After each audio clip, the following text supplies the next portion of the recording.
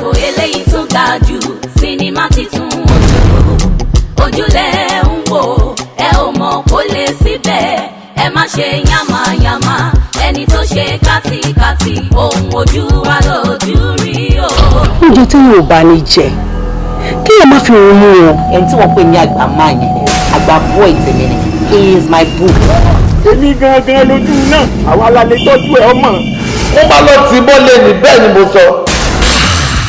sinimá titun ojúlélẹ yìí èyí ní ìràkẹ́ wò kẹ́ fojú ló ń jẹ ayọ̀ ojúkojú ojúlé kókó ìgbàgbọ́gbà àti sanwó ẹ̀ ló ṣòro ojú kòkòrò ló ń pa ikú wọ́n fojú ànáwó ẹ̀bọ̀ra bọ̀ wọn lásán wọ́n fojú kọ̀gá wò òkè kà wọ́n láyà ó di àjẹpọ̀ níta dán kẹ́ni ṣerú èyí ó má sàsùn para ojú tó lé ojú tó kó ẹ wò sinimá titun ojú ni kẹ́ ìràkẹ́ wò.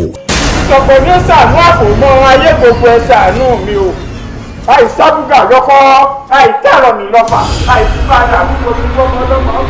Another blockbuster name written and produced by Osman Gbadebo, directed by Titi Jeje. Possible. As in, I'm an angel of death that caused short dreams. see, there are two power lines and they can never meet. Cinema titun Oju, subtitled in English, àti gbé jáde sórí VCD nìkan Kasagba.